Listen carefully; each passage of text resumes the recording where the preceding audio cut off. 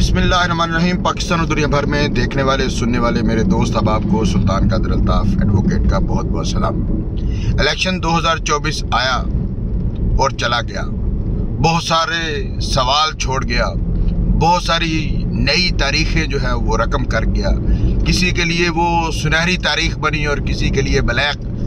खैर, जो कुछ भी हुआ है उसमें जितने भी मुतासरा कैंडिडेट हैं वो मुख्तलिफ फोरम के ऊपर अपने ग्रीवियंसेस दूर करने के लिए जा रहे हैं। सबसे पहला ग्रीवियंस वो रिकाउंटिंग के लिए था।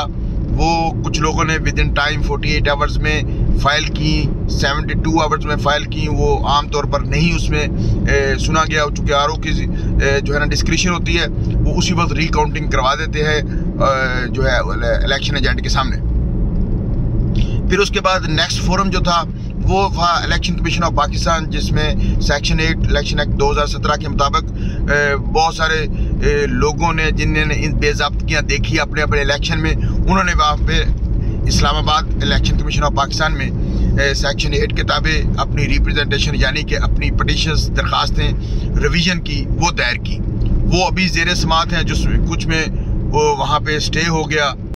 अर्ज कर रहा था कि इलेक्शन कमीशन ऑफ पाकिस्तान में सेक्शन 8 के ताबे कुछ रिप्रेजेंटेशन यानी कि पटिशंस दरख्वास्तें दायर हुई, वो कुछ में स्टे हो गया, कुछ अभी ज़ेर समात हैं। इसके दरमियान ही इलेक्शन कमिश्नर को ने जो है वो अदालत आलिया हाई कोर्ट के 2 ऑनरेबल जस्टिस के ऊपर मुश्तमिल इलेक्शन ट्राइब्यूनल पंजाब वो उन्होंने तरतीब दे दिया, उन्होंने उसको कॉन्स्टिट्यूट कर दिया है।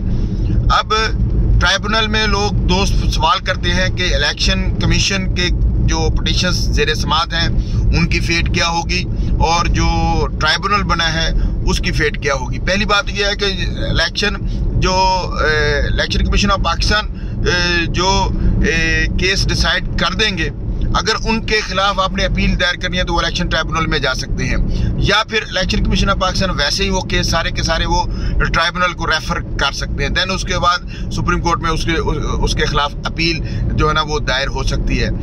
अब ये दोस्त जो सवाल कर रहे हैं उसमें उसका जवाब कुछ यूँ है कि जो ऑनरेबल अदालत आलिया के 2 मुअज़्ज़ज़ जजेस के पर मुश्तमिल जो है पंजाब के लिए उन्होंने जो जजेस कॉन्स्टिट्यूट किए हैं ट्राइब्यूनल के लिए, उसमें जस्टिस सुल्तान तनवीर साहब हैं, ऑनरेबल हैं। उन्होंने काफ़ी ज़्यादा इलेक्शन नॉमिनेशंस के अगेंस्ट भी जो उन्होंने अपीलें समाअत की थी। और फिर जस्टिस सरफराज डोगर साहब हैं, वो सीनियर जज हैं। तो ये 2 रुकनी जो बेंच है, जो ट्राइब्यूनल है, इलेक्शन ट्राइब्यूनल वो बना है। अब जितने भी कैंडिडेट जो समझते हैं कि उनके इलेक्शन में बेज़ाब्तियाँ हुई हैं, इलीगैलिटी हुई है, कोई फॉर्म 45 का मसला है, फॉर्म 47 का मसला है, 48 का मसला है, इलेक्शन स्कीम्स का मसला है, या जो भी वो अपना ग्रीवियंस समझते हैं, तो वो इलेक्शन ट्राइब्यूनल में डायरेक्ट भी अपनी अपील वो फाइल कर सकते हैं।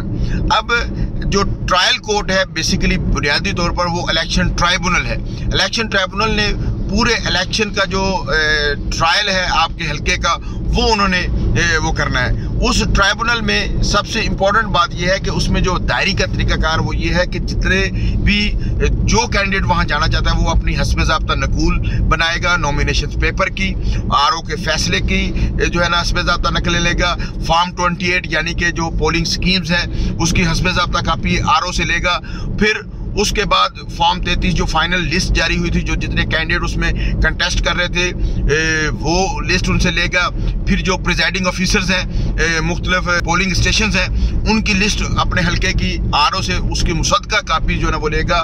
फिर उसके बाद जो नतीजा आया फॉर्म 47 की सूरत में वो उसकी हस्ब ज़ाब्ता कापी लेगा। फॉर्म 48 की हस्ब ज़ाब्ता कापी उससे जारी करवाएगा। फॉर्म 49 की, फॉर्म 48 वो कंसोलिडेटेड रिजल्ट होता है, सरकारी जो वोट्स हुए हैं उसकी जो हस्ब ज़ाब्ता नकल जो है ना वो उनसे लेगा। और फॉर्म 49 वो फाइनल रिजल्ट है। और जो नोटिफिकेशन जिसको आप चैलेंज कर रहे हैं इसकी इन चीज़ों की जो हस्ब ज़ाब्ता नकूल बना के इसमें जो पटिशनर है वो अपने शनाख्ती कार्ड की कॉपी जो है ना वो साथ लगाएगा।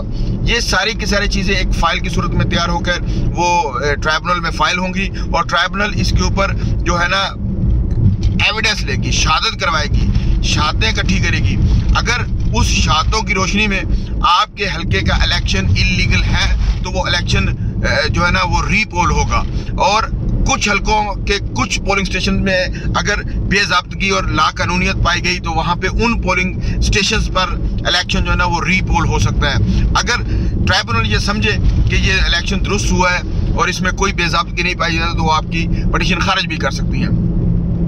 तो इसमें चूंकि मैं डिस्ट्रिक्ट बहावलनगर से बिलोंग करता हूं, तो डिस्ट्रिक्ट बहावलनगर में जो इलेक्शन ट्राइब्यूनल में हम जा रहे हैं वो तकरीबन NA के 3 हलके हम लेकर जा रहे हैं। इसमें NA 161 है, 162 है और 163 है।